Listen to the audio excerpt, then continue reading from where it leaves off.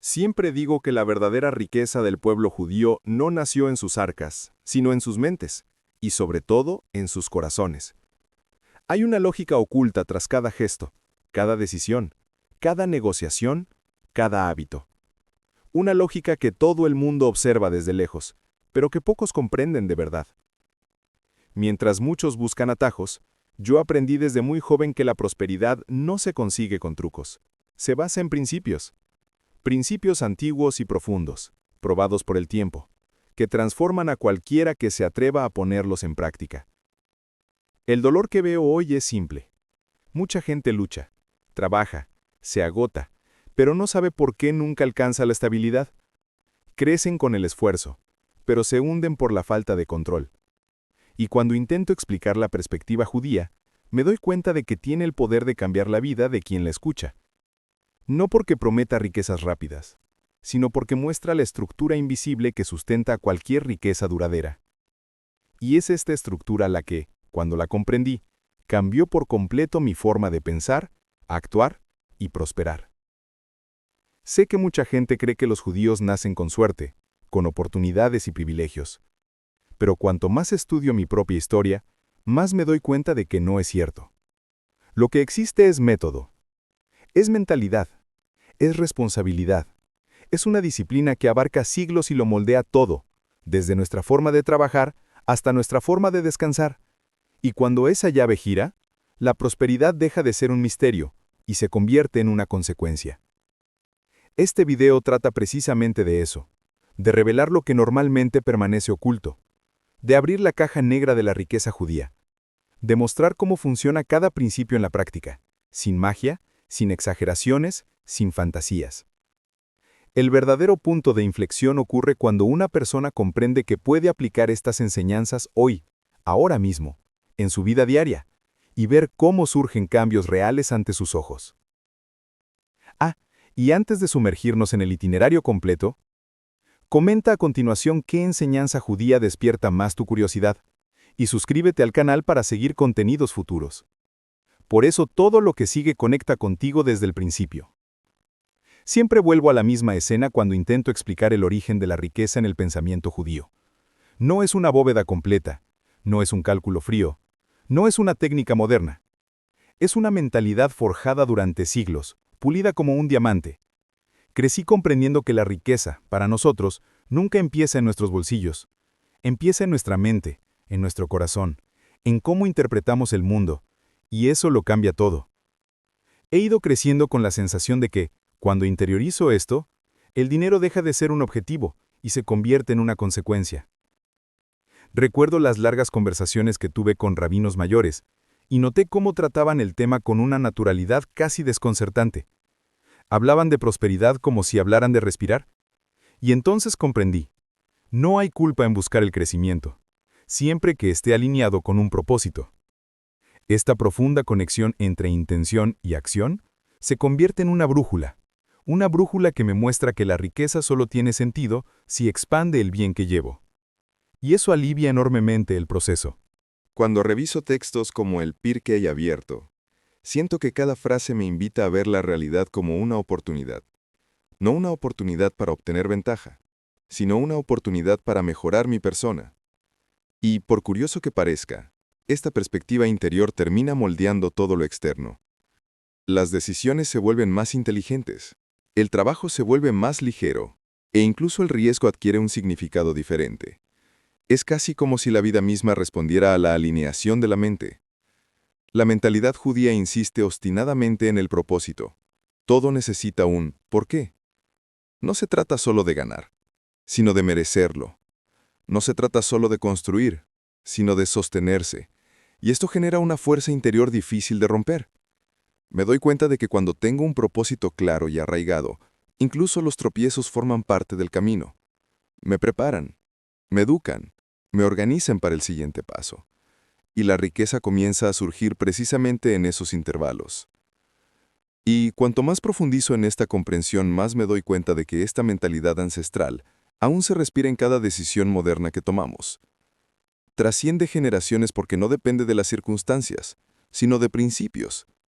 Y cuando llevo estos principios, empiezo a ver que hay algo más grande que me guía, Algo que se revelará en el siguiente punto, donde la responsabilidad deja de ser una carga y se convierte en combustible para la multiplicación.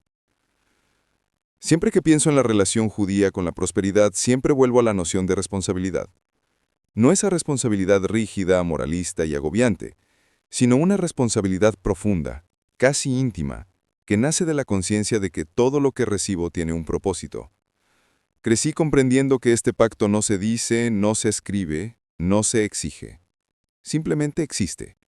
Me acecha como un silencioso recordatorio de que la prosperidad sin responsabilidad es como un incendio que quema la propia casa, y este pensamiento me acompaña en cada decisión. Recuerdo observar a los comerciantes de mi comunidad, gente sencilla pero con un brillo en la mirada que me enseñó más que cualquier libro.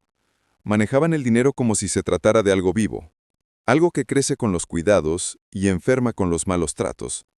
Y su forma de cuidarlo siempre era la misma: responsabilidad. Desde pagar a los proveedores a tiempo, hasta tratar a los clientes como compañeros de viaje. Vi que la prosperidad nunca fue un acto aislado, siempre fue un resultado colectivo. Con el tiempo, estudiando textos como el Talmud, me di cuenta de que nuestra tradición nos impulsa a un comportamiento muy curioso: asumir la responsabilidad incluso antes de tener todos los recursos. Es como si le dijéramos a la vida: estoy preparado.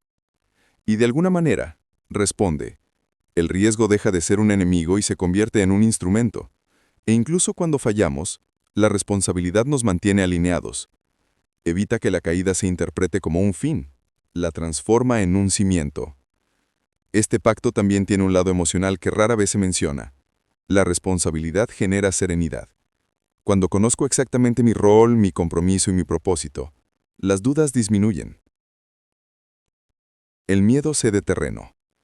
Y es en esta claridad emocional donde nacen las mejores decisiones financieras, porque la prosperidad no se mezcla con el caos interior. Exige orden, exige dirección, y la responsabilidad es precisamente lo que me guía en ese camino. Y cuando más experimento esto, más me doy cuenta de que la prosperidad, en el pensamiento judío, nunca es casualidad. Se construye. Ladrillo a ladrillo, decisión tras decisión. No es una explosión, es un proceso continuo. Y este proceso se fortalece cuando comprendemos el valor del tiempo, algo que se convierte en el mayor aliado de quienes saben cómo generar riqueza. Y eso es precisamente lo que comienza a revelarse en el siguiente punto, donde el tiempo deja de ser un reloj y se convierte en capital. Siempre he tenido la sensación de que, en la tradición judía, el tiempo respira. No corre, no huye, no me presiona. Conversa conmigo. Y esta relación transforma por completo mi forma de ver la prosperidad. Crecí entendiendo que el tiempo no es algo para gastar, sino para vivir invertido. Cada minuto tiene un peso casi espiritual, como si llevara diminutas semillas invisibles. Y cuando realmente me di cuenta de esto, mi relación con el trabajo, el estudio y el dinero cambió por completo. Recuerdo haber escuchado, desde pequeño, que quien controla el tiempo, controla la vida. Y esa frase nunca sonó a metáfora.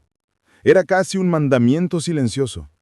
En las familias judías, es común ver la organización como un ritual: horarios definidos, rutinas estructuradas, prioridades claras. No es perfeccionismo, es conciencia. Es la percepción de que el desorden en el tiempo genera pobreza mental, y la pobreza mental inevitablemente genera pobreza en el mundo material. El Shabbat fue una de las experiencias que más moldeó mi relación con el tiempo. Una pausa semanal obligatoria, donde el mundo entero se calma. Al principio me pareció extraño. Luego lo comprendí. Esta pausa recalibra el pensamiento, restaura el enfoque, la energía y la claridad. Y con claridad, veo oportunidades que antes estaban ocultas. Es casi como si el descanso también fuera una inversión, quizá la más poderosa de todas, porque de él proviene la fuerza para multiplicar. Con los años, me he dado cuenta de que esta sabiduría tiene un enorme efecto práctico en cómo los judíos generan riqueza. Trabajan intensamente, sí, pero nunca al azar. Planifican, registran, calculan y revisan. El tiempo se convierte en un aliado, no en un enemigo. Un judío rara vez desperdicia horas en algo que no contribuya a su propósito. Y cuando actúas así durante años, inevitablemente obtienes resultados sólidos. El tiempo, utilizado conscientemente, se convierte en un activo. Y cuando miro todo esto, me doy cuenta de que el tiempo es el primer activo que protege la prosperidad judía. Porque si honro mi tiempo, honro mi vida. Y la vida, al ser honrada, me corresponde. Es en este punto que empiezo a sentir que se acerca al siguiente paso. Comprender que la sabiduría vale más que el dinero mismo y, paradójicamente, es la sabiduría la que hace crecer el dinero. Siempre he creído que, dentro de la tradición judía, la sabiduría no es un adorno intelectual, es una herramienta práctica, casi tangible, que moldea el destino de quienes la poseen. Desde pequeño aprendí que el dinero puede escabullirse, pero la sabiduría no. Y más aún, cuando fortalezco mi sabiduría, el dinero tiende a seguirme. Es como si la vida recompensara a quienes logran gestionar no solo los recursos, sino también a sí mismos. Y esta percepción me guía hasta el día de hoy, en cada paso que doy. Recuerdo cuántas veces escuché frases de Mishlei, proverbios, resonando por toda la casa. La sabiduría es más preciosa que las piedras preciosas. No lo entendía del todo, pero sentía el peso de esas palabras. Con el tiempo, me di cuenta de cómo se manifiestan en la vida cotidiana. Cuando estudio, cuando reflexiono, cuando busco comprender el mundo, me convierto en alguien más capaz de interpretar las oportunidades.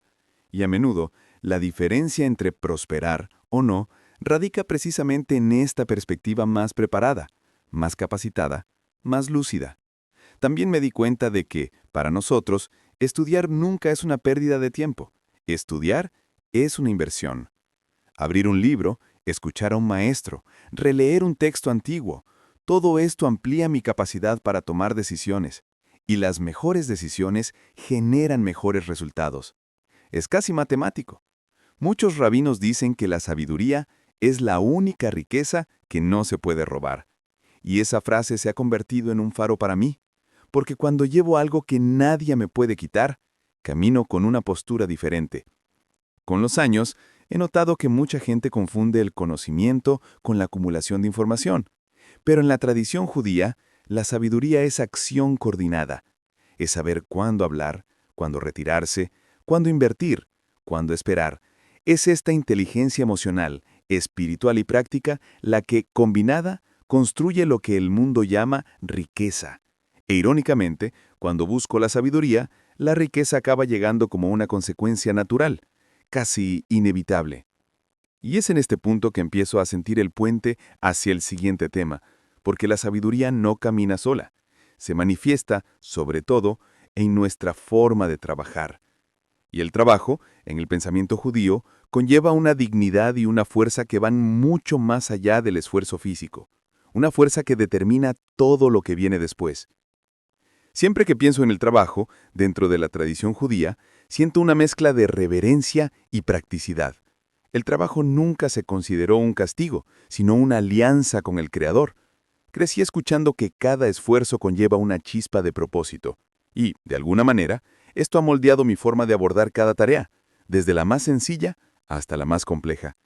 Para mí el trabajo siempre ha sido una forma de expresar quién soy y quién puedo llegar a ser.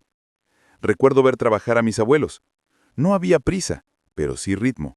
No había desesperación, pero sí compromiso. Me enseñaron, sin necesidad de explicaciones, que trabajar bien no se trata de trabajar demasiado. Se trata de trabajar con concentración. Se trata de poner energía donde realmente marca la diferencia. Y eso se me quedó grabado, porque me di cuenta de que, cuando el trabajo se guía por valores, deja de ser solo un intercambio de dinero y se transforma en la construcción de la identidad. El Talmud habla extensamente sobre la honestidad en los negocios, y quizás este sea uno de los pilares más sólidos de la ética judía. La honestidad no como regla, sino como protección. Engañar a otros de alguna manera destruye la propia prosperidad. Es un pensamiento duro, pero cierto.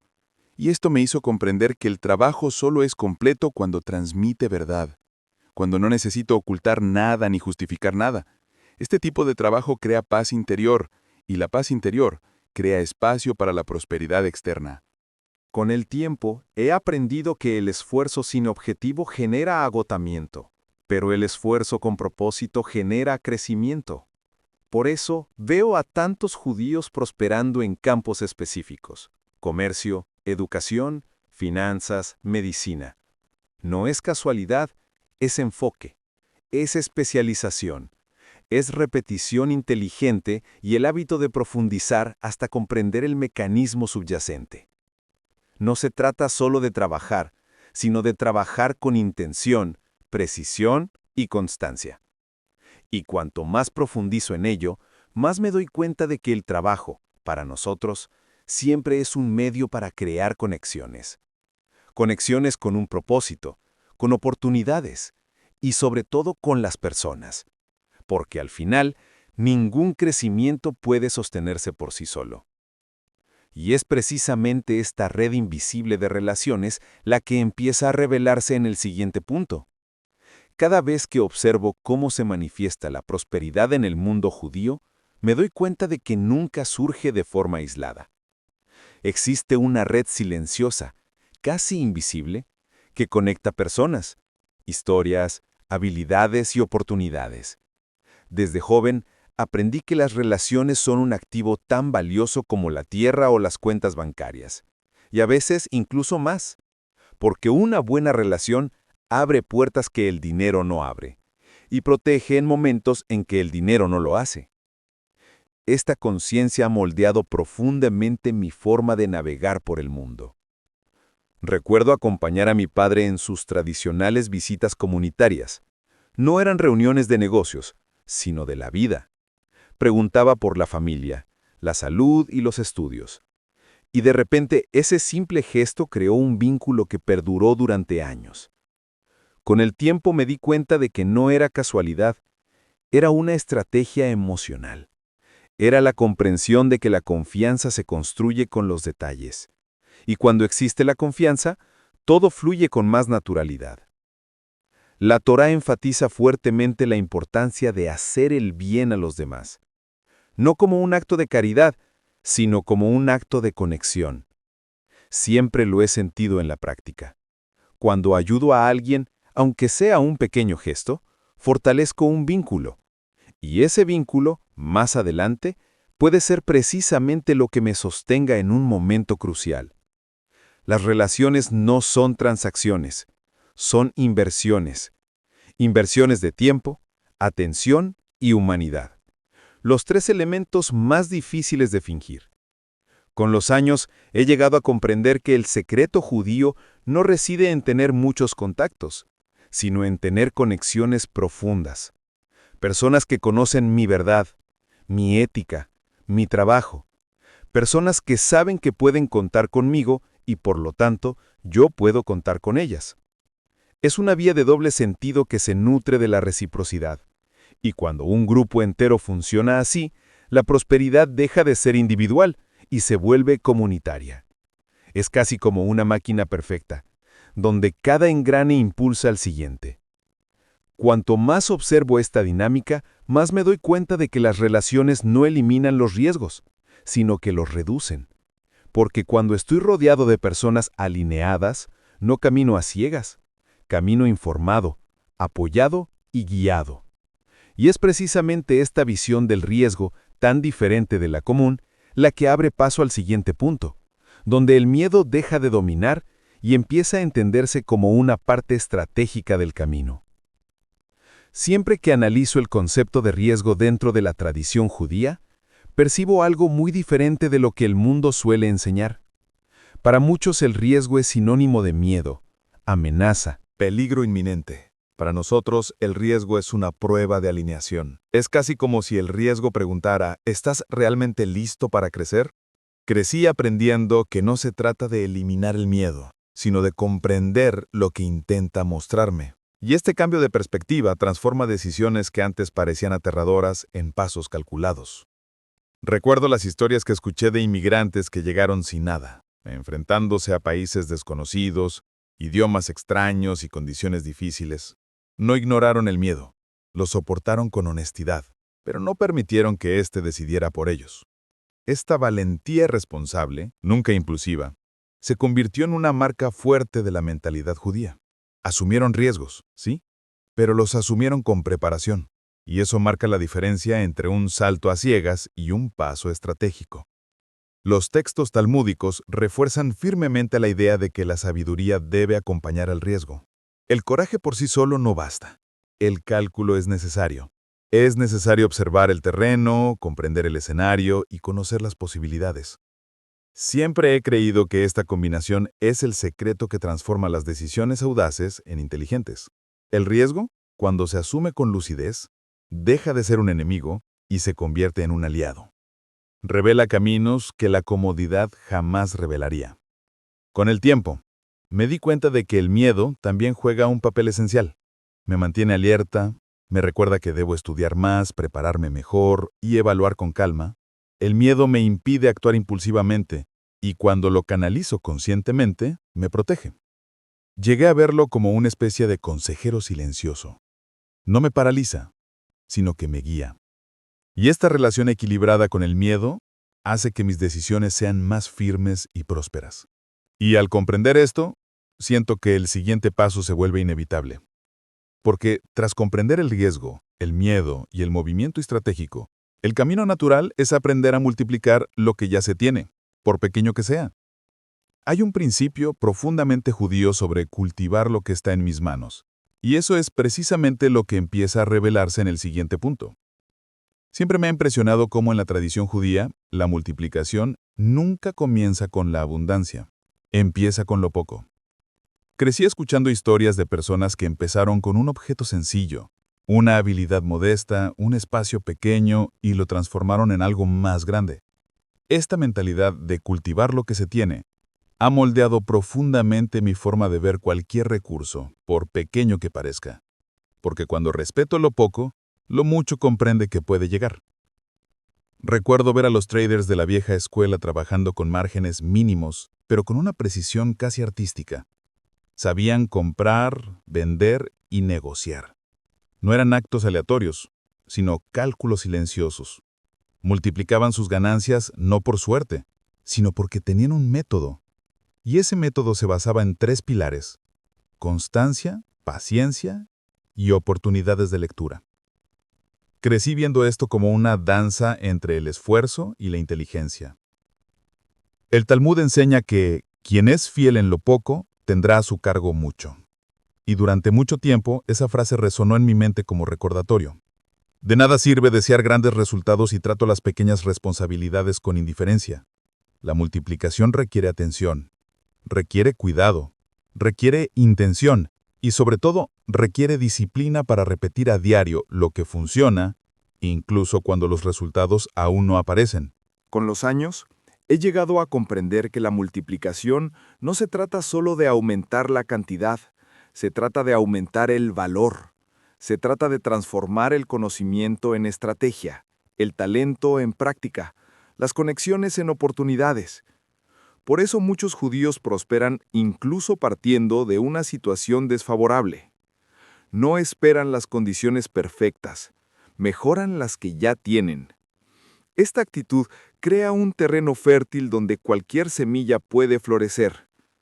Y cuanto más profundizo en esta comprensión, más me doy cuenta de que la multiplicación no es solo un acto financiero, sino un acto espiritual. Es una prueba de que estoy alineado con mi propósito y dispuesto a expandirlo. Y esta expansión conduce inevitablemente a un punto crucial, la disciplina interior, porque sin disciplina espiritual y emocional, ninguna multiplicación puede sostenerse. Y es precisamente este fundamento oculto el que comienza a revelarse en el siguiente tema. Siempre he creído que dentro de la tradición judía, la disciplina espiritual no es un concepto abstracto, es algo que moldea la vida diaria, influye en las decisiones y determina los resultados. Crecí viendo que la prosperidad no se basa únicamente en cálculos financieros, sino en hábitos internos profundamente arraigados. Es como si la disciplina espiritual creara una estructura invisible que sustenta todo lo que hago en el mundo material, y cuando esa estructura es sólida, todo lo demás fluye con mucha más naturalidad. Recuerdo el impacto que tuvo en mí desde muy joven observar rituales diarios, la oración de la mañana, la bendición antes de comer, dar gracias al final del día. Nada de esto se hacía para cumplir reglas, se hacía para alinear la mente. Estos pequeños gestos fomentan algo muy valioso, la constancia. Y con el tiempo me di cuenta de que la constancia es el ingrediente secreto de cualquier progreso financiero. No se trata de intensidad, sino de repetición consciente. El Shabbat, una vez más, juega un papel central en este proceso. La pausa semanal crea un ritmo que me enseña sobre límites, equilibrio y concentración. Cuando aprendo a honrar el descanso, también aprendo a honrar el trabajo. Y cuando aprendo a honrar el trabajo, aprendo a organizar mis finanzas con la misma claridad. Es curioso cómo un ritual espiritual termina transformándose en un hábito financiero práctico, pero eso es exactamente lo que sucede. Con los años, he llegado a comprender que la disciplina espiritual y la disciplina financiera son hermanas gemelas. Una se fortalece a la otra. Cuando controlo mis impulsos emocionales, controlo mis impulsos de consumo. Cuando aprendo a reflexionar antes de actuar, aprendo a gastar antes de comprar. Cuando establezco rituales internos, establezco rutinas externas. Y es esta coherencia entre lo que sucede dentro y lo que sucede fuera lo que construye una vida estable, próspera y sostenible. Y al comprender esta profunda conexión, siento que el siguiente punto cierra el ciclo, porque toda disciplina, toda multiplicación, toda sabiduría y todo esfuerzo solo cobran sentido cuando pienso en lo que dejo a quienes vendrán. Y ahí es donde la riqueza judía revela su propósito más elevado, uno que trasciende generaciones y sigue creciendo incluso cuando ya no estoy. Siempre he creído que, en la tradición judía, la verdadera riqueza no se mide solo por lo que tengo hoy, sino por lo que dejo mañana. Crecí entendiendo que la prosperidad no es un evento, sino una corriente que conecta el pasado, el presente y el futuro. Y al reflexionar sobre mi propia historia, me doy cuenta de que todo lo que he recibido es fruto del cariño de alguien que me precedió. Este sentido de continuidad se convierte en un faro que guía cada decisión financiera, emocional y espiritual que tomo. Recuerdo haber oído a mis abuelos hablar de herencia, pero nunca en el sentido estricto de posesiones materiales. Hablaban de valores, de ética, de actitud. Hablaban de cómo cada generación tiene la responsabilidad de fortalecer esta cadena. Y eso me marcó profundamente, porque comprendí que la riqueza, para nosotros, siempre comienza en lo invisible, en el aprendizaje, en el carácter, en la sabiduría transmitida. Cuando estos elementos están presentes, lo material encuentra un camino natural para fluir. Con el tiempo, comprendí que planificar el futuro no es un acto de control, sino un acto de amor. Organizar las finanzas, registrar la documentación, estructurar negocios, guiar a las generaciones más jóvenes, todo esto forma parte del proceso. Y en nuestra cultura, este cuidado no se considera una formalidad, sino una protección.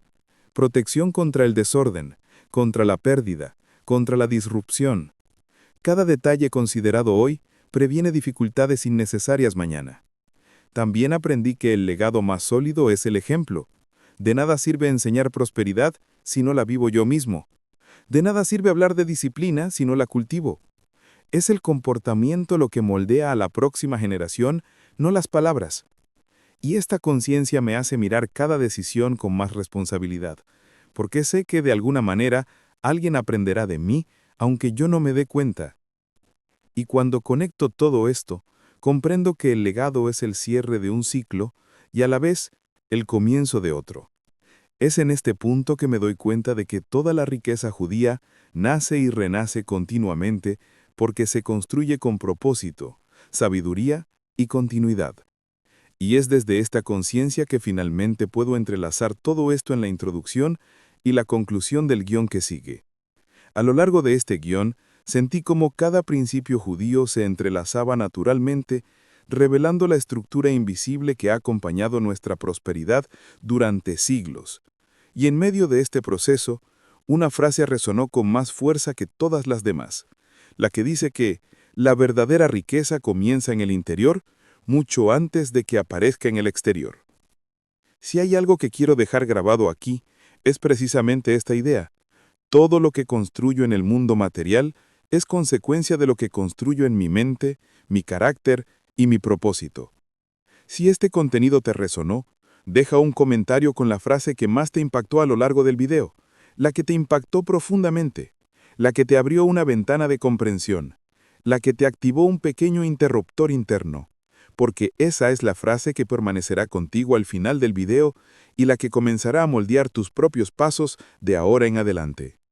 Concluyo esta narración con una profunda certeza.